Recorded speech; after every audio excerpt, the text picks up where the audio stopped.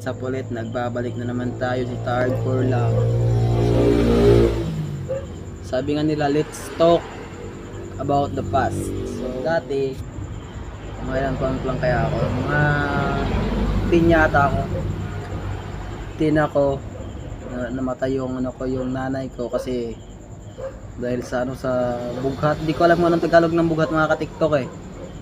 So may nag-request kasi sa akin about past daw yung i-TikTok ko saka dun sa vlog ko. So balik tayo doon sa about sa past ko. So namatay yung mama ko dahil sa bughat. Hindi ko lang alam kung ano sa Tagalog yun eh. Yung buntis siya pag anak niya, tapos ganun lang yung nangyari. 2016 yata yung mga ka-TikTok, pagkatapos na maging Yolanda yata. So ganoon nang mangyari yung mga ka-TikTok. Palagi nang galit sa amin yung papa namin, sa dalawa kong kapatid. Yung isa kong kapatid nandito sa Cavite din, kaso andun sa kabila sa trabaho. So palagi siyang galit sa amin mga ka-TikTok. Palagi niya kaming pinapalo. Hindi lang palo na basta palo lang ha. Yung palo yung sinturon na malaki. Tsaka pag naubos na yung sa una, yun naman sa panghuli, yung sa kanto ng ng yung bakal. Sobrang galit niya mga ka-TikTok. Dila mo na lang yung walang kahit makikitang sugat. So papasok kami sa paralan, hindi kami makaupo kasi yung puwet namin nagnanana. So tiniis namin yan, umagang umaga, galit si papa kasi ganyan ganon. Kahit ano lang magawa niya sa amin, kahit ano yung gagawin niya sa amin, kasi lahat ng galit niya sa amin niya binuhos. So umagang umaga pa lang inagad nagagalit siya sa amin kasi ganyan. So pagdating ng gabi, habulan na naman. Habulan, di basta habulan ng laro-laro lang ha. Habulan kami. Umakyat ako sa taas ng kawayan mga ka-TikTok, kahit yung kawayan kasi dun sa amin mga ka-TikTok is may mga tinik. So bakit ako dun sa taas para di lang ako mahabol ni papa kasi may dala siyang pamalo, yung bayabas. Sila mo yung bayabas na may mga sanga-sanga pa mga ka-TikTok. Sakit kaya rin mo pa alam mga ka-TikTok. So makita ko doon ako natulog sa taas ng kawayan. Yung kapatid ko naman nakasama ko dito ngayon nandun sa kabilang trabaho. Doon siya natulog sa ng baboy, sa tangkal ng baboy. So pagka umaga ng mga TikTok, pinauwi na kami sa bahay. Siyempre parang laro-laro lang mga ka-TikTok. Pero sa amin siyempre na hindi masamang matakot. Ang takot, ang hudyat ng pag-amin ng iyong kahinaan. Kung alam mo ang kahinaan mo, lalo kang magiging malakas at matatag. Yun ang aral na gusto kong matutunan mo. Kinakwento ko sa mga TikTok. Salamat ako kasi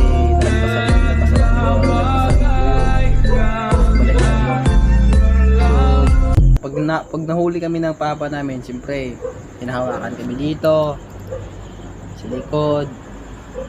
Tsaka may samurai pa yan siya mga ka-TikTok, yan yung ginagamit niya pang takot sa amin. Tapos pamalo, tapos naghahabulan pa kami niyan sa sa balinghoy. Alam niyo mga balinghoy mga ka-TikTok, alam niyo naghahabulan kami diyan. Hindi mo makikita yung tao kasi ang taas ng balinghoy, tapos makikita mo lang yung balinghoy gumagalaw-galaw. So yun lang makikita mo, hindi mo makikita kung may tao. Malalaman mo lang pag gumagalaw-galaw yung balinghoy. Dalawa kami ng kapatid ko, kasama kami. So yung pagkain namin doon mga ka-TikTok, pag lumayas kami sa bahay, nabol kami ng papa namin is niyog lang. Niyog. So grabe yung pagtiis namin, naghirap sa ganyang klaseng sitwasyon namin. So pagkatapos ng mga TikTok is nag-usap kami ng kapatid ko. Tatawa ako sa pag-usap namin eh. Sabi naming dalawa, ano ba yan si papa, kuya, baliw? Sabi namin, nagsasalita kami pero di namin alam si papa is andyan na pala sa likod namin. Hinawakan kami dito mga ka-TikTok. Hinawakan kami dito, paghawak kami sa amin dito, uwi kami sa bahay. Pag uwi sa bahay, paalog na naman mga ka-TikTok.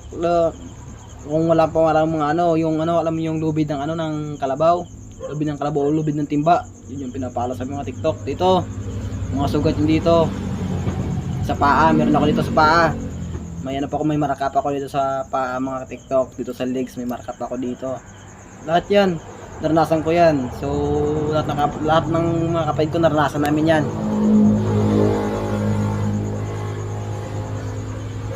Pag walang pamalo mga ka-TikTok is kamay, kamao, sipa.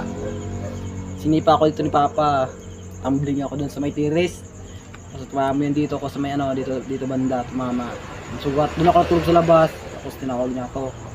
Tawag sa akin, gang, pasok ka nga dito sa loob, sabi sa akin ni Papa. Pasok ko dun sa loob, utusan niya ako. Siyempre, ako utusan nung pag nautusan ako ni Papa, siyempre para magana yung pakiramdam ko kahit ganun yung nangyayari. So pagkatapos noon, ayos na naman. Pagka umaga, balik na naman, palo na naman ulit. Walang ano yung palo sa amin mga ka-TikTok. Walang tigil yung pagpalo sa amin. So hanggang napatisyon na ng tita ko na dalhin kami dun sa ruwas. Kasi ganyan nga yung nangyayari. Ganun ang nangyayari. Tapos pagdating namin dun sa ruwas, mga hindi yata naabutan ng taon yung kuya kong kasama ko. Hindi yata naabutan dun. Lumayas kasi iba din yung ugali. Military kasi yung ano niya kasi mga ka-TikTok is military yung bana ng tita ko. Military. Siyempre hindi makaano yung kuya ko kasi ganun. Maraming pagdaang problema. So parang iba rin kasi yung palakaran nila doon sa ano sa Ruas. Naintindihan ko naman. Ako nga nagtagal ako doon eh. Nagtagal ako doon. 5 taon ako doon mga ka-TikTok. Bago ako lumayas kasi di ko matiis. Di ko na talaga matiis mga ka-TikTok. So shoutout ka pala dyan sa tita ko dyan sa ano sa Ruhas. So pasensya na po sa mga nagawa namin dyan sa inyo. Tsaka ito pong ginawa ko ngayon is hindi po ito para makapagpasama sa inyo. So nagsasabi lang po ako kung ano yung nararamdaman ko kasi wala akong mapagsabihan. Wala akong kasama. Siyempre sinasarili ko na yung problema ko. Wala nang ano sa akin, wala nang communication sa akin yung mga dun sa Cebu mga kapatid ko. Galit sila sa akin kasi ganun yung nangyayari. Hindi nila alam yung nararamdaman ko, wala akong kausap, wala akong pagsabihan ng mga problema ko, kaya ito mga ka-TikTok nilabas yung problema ko. Lumayas, balik tayo dun sa ano sa past nakin. Lumayas ako dun sa Ruas kasi di ko na maano yung ugali ng bana ng tita ko. Pagpunta ko dito sa ano, dito ako yun sa Nobilita, Cavite. Pumunta ako dito. Pagpunta ko dito mga ka-TikTok is dito. Bago na ako dito mga ka-TikTok eh. Mga 3 buwan pa yata, 4 ako dito. So ganyan nangyari mga ka-TikTok. So ano, pagpunta ko dito, ako ngayon, bumili ako kasi pag nag-stay ako dun sa amin, dun sa Ruhas, sa Cebu, sa Ruhas, wala akong mabibili. Yung mga ka-TikTok, nakabili ako ng gitara, yan, electric guitar, nakabili ako ng drone kaso bumagsak sa tubig kanina. Sobrang sama nga ng loob ko kasi bumili ako ng drone ko tapos bumagsak lang sa tubig kasi nalobat.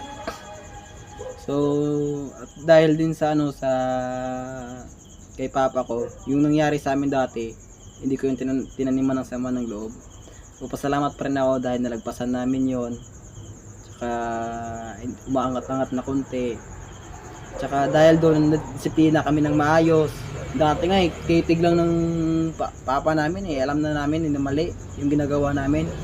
Kasi dati wala pa yung cellphone Wala pa yung cellphone dati mga ka-TikTok. Iba na ngayon Yung bata ngayon kahit magsabihan mo hindi na nakikinig Sumasagot pa nga sa magulang. Kaya kung makikita ko yung mga batang pinapalo ngayon, tinatawanan ko na lang. Sabi ko sa sarili ko, hindi lang ganyan na daanan ko dati. Mas malala pa din yung daanan ko dati. Akalain mo mga ka-TikTok, yung puwet mo, nagnanana, di ka makaupo. Kung papasok ka sa eskwelahan, di ka makaupo sa upuan mo kasi nagnanana yung puwet mo. Doon ka lang sa likod, tayo ka ng tayo. Tinatanong ka kung anong nangyari sa'yo, wala. Parang wala lang. So, tinatawanan ko yung mga bata ngayon. Kung makasagot sila, akala mo, kaya na nila. Kung paluin naman sila, kung makapaglaya sila, akala mo kaya na nilang mabuhay mag-isa, di ba? So shoutout nyo para sa mga bata dyan ngayon. Sana tigil-tigilan nyo yan, pagsagot-sagot sa magulang nyo. Kunting respeto naman po sa magulang natin. Kasi pasalamat mga kayo, may mga magulang pa kayo susuporta sa inyo Yun lang po. Maraming salamat po mga TikTok sa pagsuporta nyo sa akin.